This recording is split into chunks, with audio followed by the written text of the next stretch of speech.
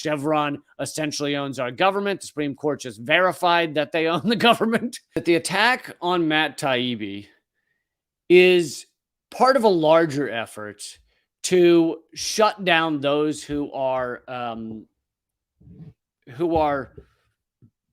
trying to hold the government accountable, and we live in a corporate state, so hold those corporations accountable. It's all connected, and they're getting bolder and bolder. So the IRS is now being weaponized against Taibbi.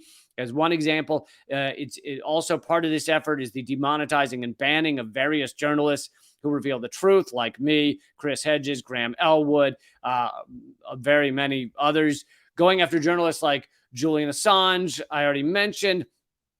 A couple of days ago, I covered the arrest and interrogation of Grey Zone journalist Kit Clarenberg in Britain. They held him for 5 hours, and they tried to catch him, I guess, in a lie, because they said if he were to lie to them or did not cooperate, they would arrest him for far longer. So what they do in those 5 hours is try to catch you in something where they can arrest you for longer than that.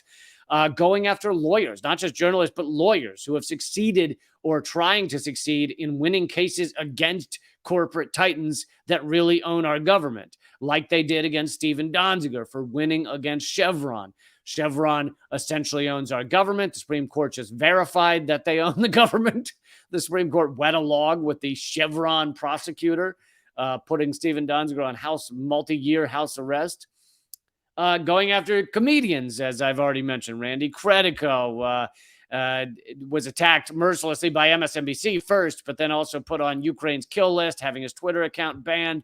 Jimmy Dore also is apparently on the Ukrainian kill list. Going after whistleblowers who reveal America's crimes. Edward Snowden, John Kiriakou, Chelsea Manning, Jeffrey Sterling. Going after activists who fight back against fascist tactics. There's the full-on murder of one of those activists at Cop City in Atlanta, Tortuguita, who was essentially assassinated, shot something like, was it 50 times? Something crazy, while they had their hands up. Others are being charged with terrorism for fighting back against the police state in Atlanta and other places.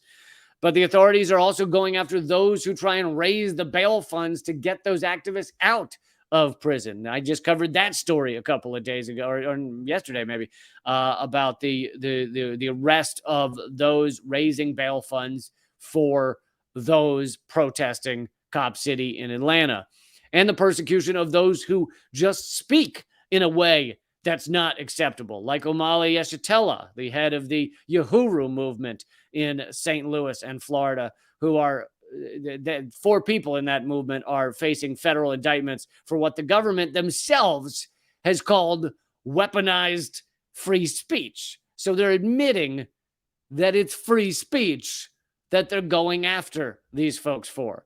Again, the boldness of acting in such a fascist way is what's changed recently. I'm not saying this shit didn't happen during the 60s, but recently, it is a change, and it is horrific and upsetting.